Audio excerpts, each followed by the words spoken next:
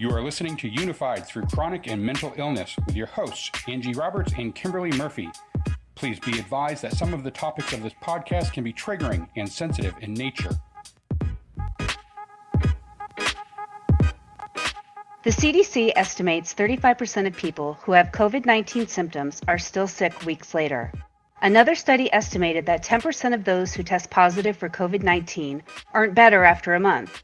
With the U.S. passing 10 million COVID-19 cases, that would put the number of long haulers above 1 million nationwide.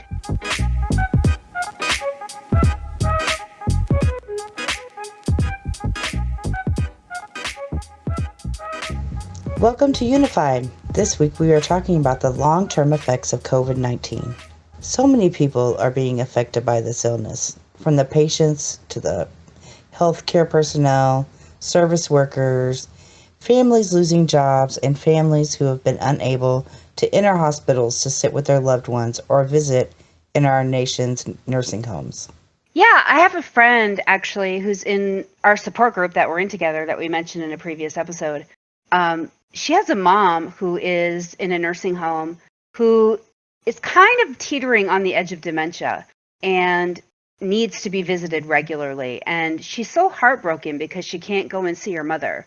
And of course, her mother doesn't understand why she's not there. And, you know, this is happening all over the country and people are still not taking it seriously. Up to 1 in 10 people with COVID-19 report symptoms lasting weeks, often much longer. I'm from Michigan, and my governor, as most people know, are very conscious of what is going on, and she's not afraid to shut things down. So she said that she's looking into shutting things down. So I pretty much think she probably will. She's all about the people and not spreading the disease. She really doesn't care what some of these people think. It's completely different where I live. I'm in Florida, so my governor is all about keeping everything open and following the advice from the higher ups, I'll just say, and just really wanting people to go back to work, which I understand. But I mean, we're in a situation where Miami and the big, Tampa, Jacksonville, we can spread it fairly easily. And then Orlando, the tourist section, like everybody coming in and out, which is just a ridiculous thing to do right now. They're keeping everything open. So hopefully they will change their minds and shut that stuff down again. Right, I hope so too. Yeah. The CDC has stressed that there are long-term effects. So some of the effects that they're talking about are fatigue. And those people who are healthy, they don't even know what fatigue really means. They're like, okay, so what? You're going to get tired? Right? You and I know what it means. So do you have chronic fatigue syndrome? Yes, I do. I have chronic fatigue syndrome, and it's... For those people out there who have no idea, what is it like? Chronic fatigue syndrome will be like you have a bunch of energy, and then you hit a brick wall, and you can't move, and you have to go to sleep, and there's no other choice, and your body just makes you go to sleep. That's how I explain it. Wow. A lot of the times. During the day, or if I may wake up and I literally, it's just so hard to get up out of bed. It doesn't matter the amount of coffee, the amount of water, the amount of exercise. No matter what I do, my body just wants to sleep. It's just exhausted. Aggie_Lena on Twitter gave a warning to people on this when she tweeted, "With long COVID, the reason medicine has nothing to offer you right now and your life is hanging in the balance with zero prognosis is because post-viral diseases, much as CFS, has been ignored, stigmatized, and ridiculed as psychosomatic for decades." And that is so true. That is so true. I mean, how long has it been since fibromyalgia, chronic fatigue syndrome, they tell you you're just depressed. You're just right. They didn't even believe they were illnesses. So right now they finally believe in them. Well, not even all doctors believe in them yet. And how long did it take? And they still don't have adequate treatment. So why would they have it for COVID? So I completely understand what she's saying there. Right. And it's scary when you think about that. It really is.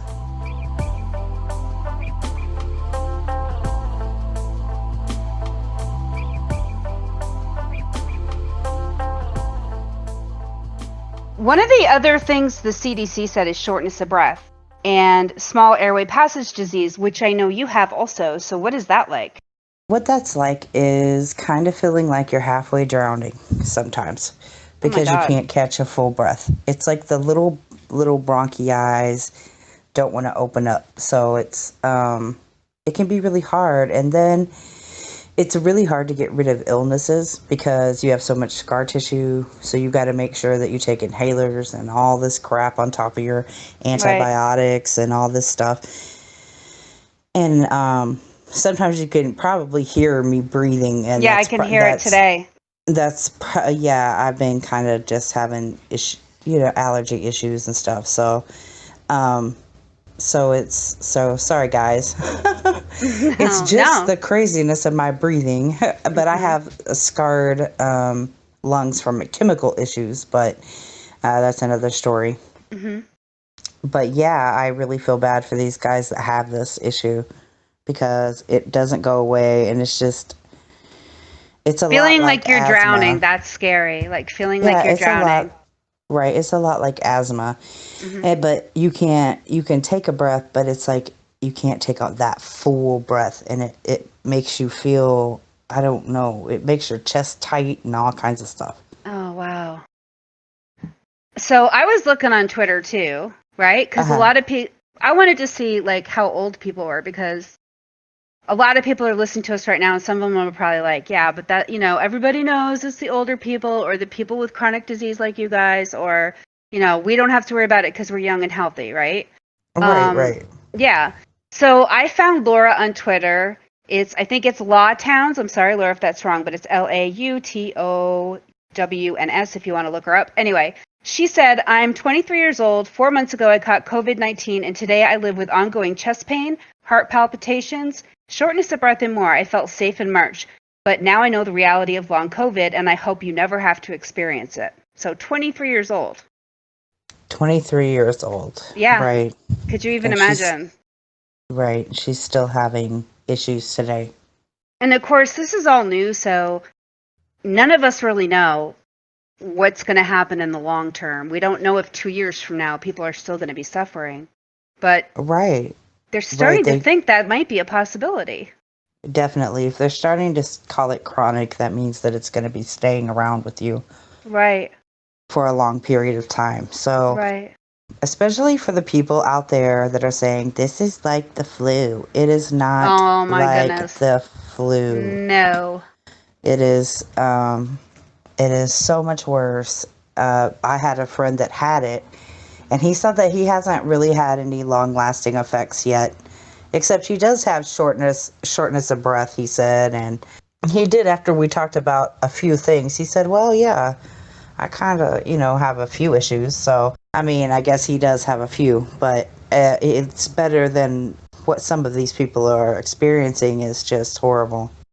Yeah, there's a few more things that the CDC mentioned. So, like one of them was chronic cough, which immediately I was like, oh my goodness, because I have chronic cough from lupus medications. Hmm. Methotrexate is one of the medications that can make you cough a lot. And like if you lay down, it's worse at night. So like you're laying down, you're not getting that full breath anymore, and all of a sudden you have this urge to cough, but it's a dry cough. It's not a productive cough. And once you start coughing, you can't stop. So and it hurts. It hurts your chest. It feels like it's kind of like pleurisy, but it's not because it's actually in your lungs. It's not just like around your lungs and into your chest. You do get chest pains Right. with it, and that's another thing that the CDC said. You can have chest pain from long-term effect of this. Heart palpitations. You have those, don't you? I have heart palpitations. Yeah, it can be scary. Really? I mean, yeah. Mine are more when I'm resting. So I really just, which is good. It means that there's nothing wrong with my heart. It's just happens. What does it feel My like? grandpa had an arrhythmia also. It feels like a flutter in your chest. Hmm. My heart skips beats, and so and Well, then it what's has funny the about this is palpitations, right? doctors are misdiagnosing this as anxiety. There's been lots of studies on A lot of people are saying that they're being diagnosed with anxiety, but this is actually a part of long-term COVID. So Right. does Right. And it does it feel like that a little bit? it does, because it feels like you can get heart palpitations with anxiety, So they're probably, and you really, I just want to kind of stick up for the doctors maybe a little bit that are misdiagnosing this. But this is just new to everybody. That's true. This new long COVID or whatever they're going to end up calling it. It's new. It's new to the doctor. So it's new to us. So, Right. we do need to be a little bit, Kinder to our doctors. yeah, especially with this stuff, because we just don't know. I mean, they probably never thought there was going to be any long-term effects, and now boom, six months later, from these people that started out having it or whatever, now they're starting to have chronic issues, or however long it is But I that mean, they're that's the having them. point, right? Because I mean, if you go into a doctor and you tell them you have chest pains and there's nothing wrong with your chest, and they examine you and they don't find any issues, they're going to diagnose you with anxiety, because that's typically what Right. causes it. They're not thinking about long-term COVID. So Right. So this is yeah, all new it's coming out. exactly. Another thing that I thought was interesting was joint and muscle pain, and a lot of people are just like, whatever. But I have it from lupus, and I can tell you, if you can't even take a walk, if you walk to your car in a parking lot and it feels like you're dragging yourself to get there, and your ankles are on fire and your knees are on fire and your hips hurt, Yes. people don't understand that's what joint and muscle pain is. When you go to bed at night and your legs ache so bad it keeps you awake all night, when they literally just hurt that bad that you cannot sleep. Right. That's what they're talking about. The other thing was like difficulty thinking and brain fog. So a lot of people hear Oh brain fog boy. and they're like, oh, well, everybody gets brain fog. I forget where my keys are all the time. So no. This is not what they're talking about when they say brain fog. Right. Brain fog can be serious. I have forgotten where I was before. Yep. I have it's not just like walking into a room and forgetting what's going on, or forgetting your word in the middle of a sentence. I mean, all of that stuff is part of brain fog, but brain fog can be much more serious than just that. I have CNS lupus, so it does give me brain fog. And so, yeah, I've completely lost where I was before and was not allowed to drive for a year. I've mentioned that before. I've also had to drop out of school because my memory was so horrible, which was really hard for me because I've always been, I've always excelled in school. So, Right. yeah, that was a hard one for me. And I lost jobs over it because I couldn't remember the training. Um, I couldn't like just remember basic things. And like that's another thing. Like people forget to take their medications, so it gets worse. People Definitely. forget to pay their bills. People forget, they have a hard time having a regular conversation because they can't think of words. Like you and me do that all the time. We're like, Constantly. what word am I trying to come up with? So, I mean, I don't think people understand, how much this could really impact your life. It can really And get to the point where it even affects your ADLs, and that's your activities of daily living, where mhm, you shower and you bathe, well, yeah, whichever one you do. right. You bathe and you put on clean clothes every day and you brush your teeth, and it just like depression, it can get you down, but hmm the fog, it can just make you forget to do things. hmm I've actually See, been in a situation before where I would forget periods of time. Like all of a sudden right. I would be somewhere doing something and I'd be like, what just happened? Like I missed.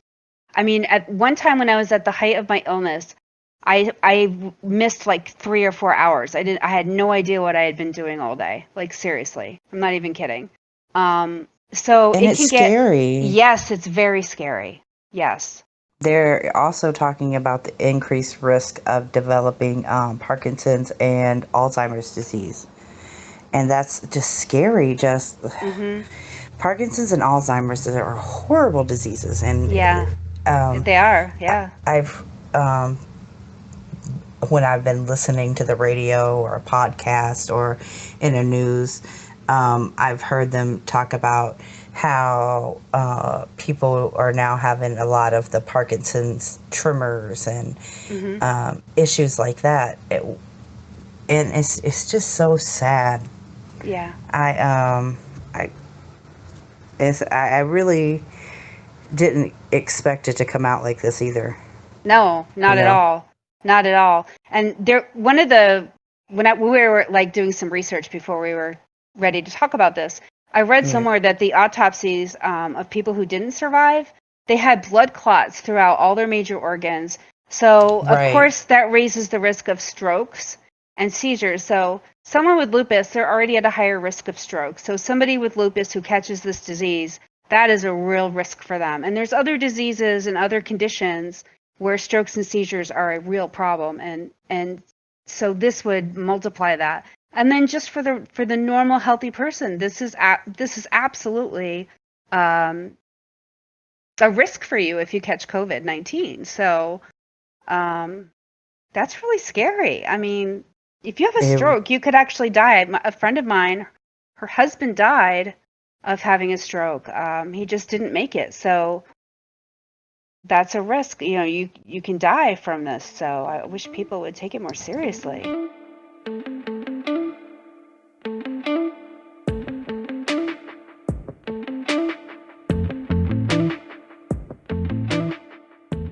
Harvard Health Publishing said it can cause brain damage directly from encephalitis, and in survivors of intensive care units, 1/3 people show cognitive impairment comparable to those with moderate traumatic brain injury. I mean, could you even imagine your loved one gets out of the right. hospital and they have a traumatic brain injury?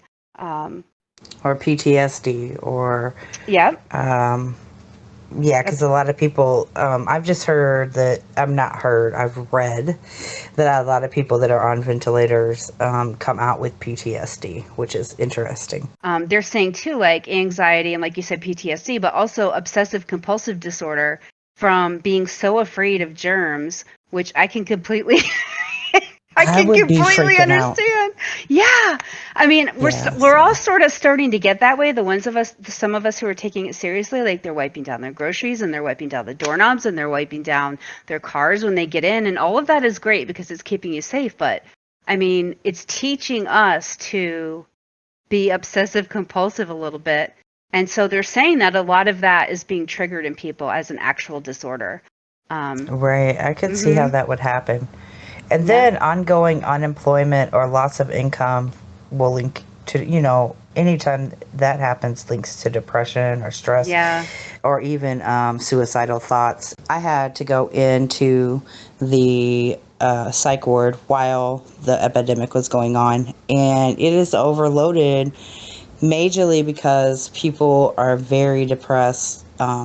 People that already have issues are having worse issues. People that don't even have psychological issues are now having psychological issues, you know, because of depression, because of being alone. Well, also, I'm wondering, like, people who after spending so much time alone, uh, people having a hard time rejoining the outside once we're able to go back to work and start our normal lives again after being stuck inside for so long. I think we're going to find there's going to be people who have a really hard time reintegrating. But not all hope is lost. Many clinics are helping people with breathing and rebuilding muscle strength and also providing psychological care for people with anxiety or depression. The Post COVID Assessment and Recovery Clinic in Philadelphia, Center for Post COVID Care in New York City, and COVID-19 Follow Up Clinic in San Francisco. You may be able to request a phone or video appointment or search for similar clinics in your area. That's cool. That's cool. Yeah, I with noticed any of some. these things. Yeah, that's awesome. I noticed some online tools that provide people with information and guidance as they recover from the illness. Two examples are your COVID recovery portal from the United Kingdom's National Health Service and the Mental Health and COVID-19 Information and Resource Portal from Mental Health America. You can also go to online support groups, which are a huge help. You and I are like always saying, go to the support Yes. groups. Right. They've helped me a great deal. We wouldn't even know each other if there wasn't support groups. So there you go. Right. But some of the groups are Body Politics COVID-19 support group, Survivor Corps COVID-19 support, Long COVID support, which are all Facebook groups. But you can also just do a search online because, I mean, there are so many that are coming out now. People want to talk about what's going on with each other. So just do a search online. You can do a search on Facebook, and you can also call your local hospital to see if they're doing any local groups through Zoom meetings, of course. So Right. There's a lot of help out there. There's a lot of help going to show up. I just know it yeah, because I that's think this how is they going to are. become Right. huge. Right. It's going to, as we get more into this, more will become available, I'm sure. So just keep Right. searching, hashtag long COVID on Twitter. We'll connect you with some people who can also direct you places for help and people to talk to. So that's another way.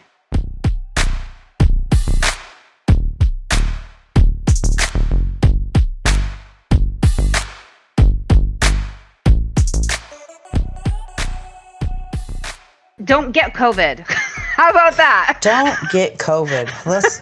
Now that we told you all the bad stuff, we're gonna have to talk to you about this. We're gonna have to talk to you We're about gonna have to this. sound like your mothers. Put on that mask. Don't leave the house without that mask on. Don't forget to wash your hands. Wash your hands all the time. Use sanitizer. Use sanitizer. Please Yeah. don't use gloves.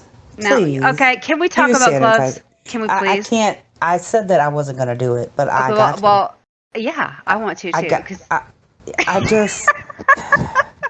Y'all, if you're using gloves, seriously, if you're using gloves when you go into a store and you're touching everything and you're touching your purse and you're touching your face and you think that these gloves are protecting your hands, they are only protecting your hands.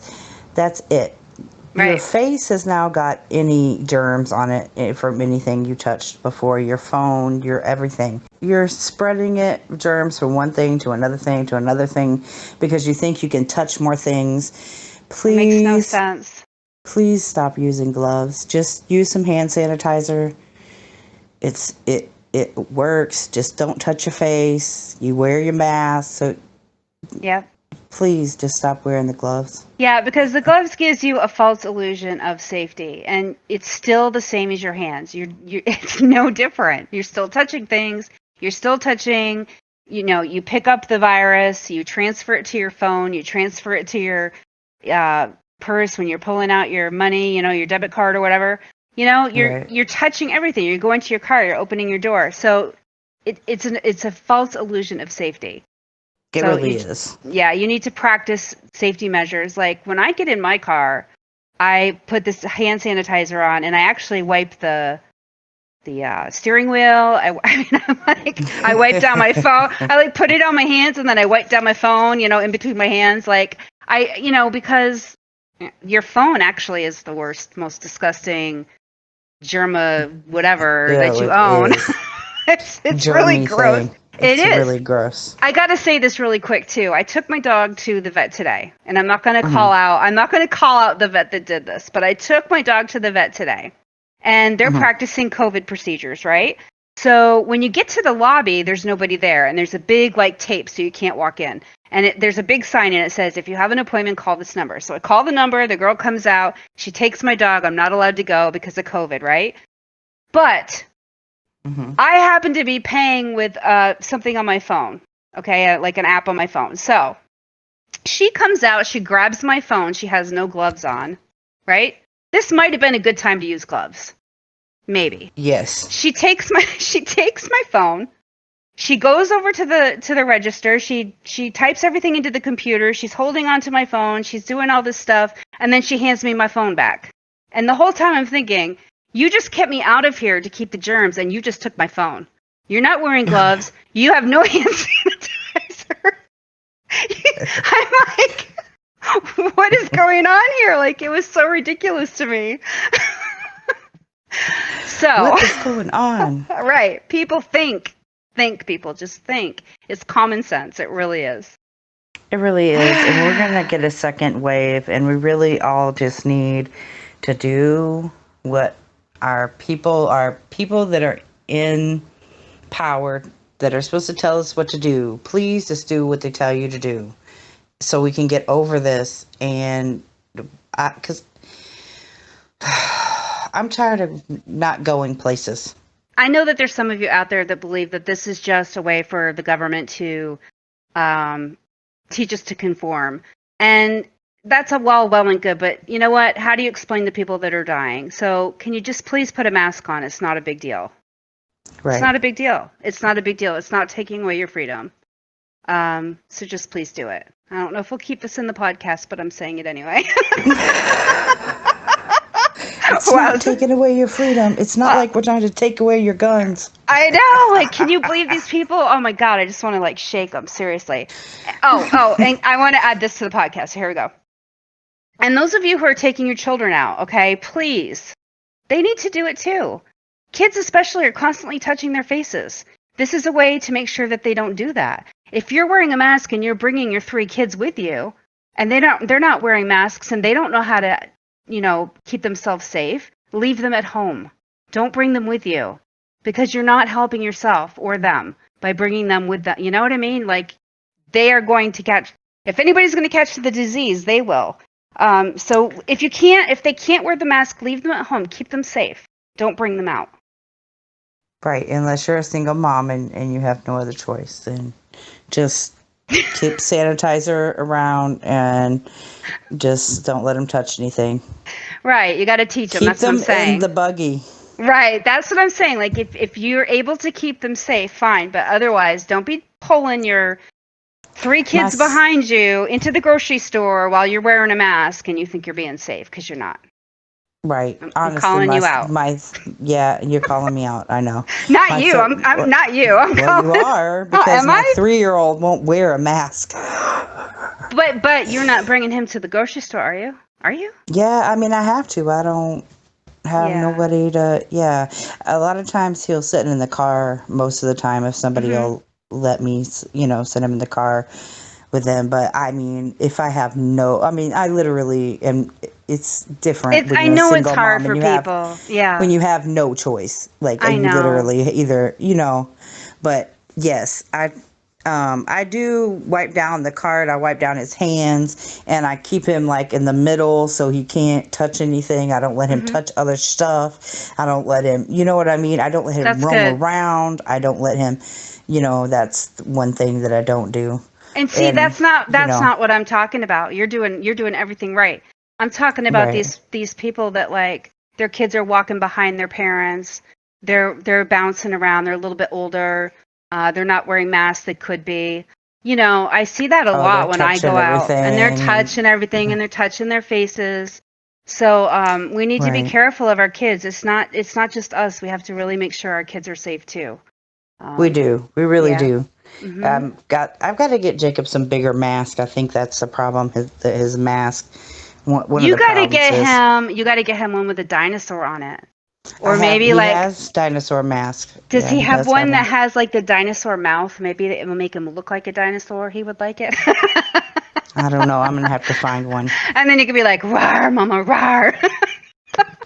Right. You're like, right. I don't care if he would wear it. That's true.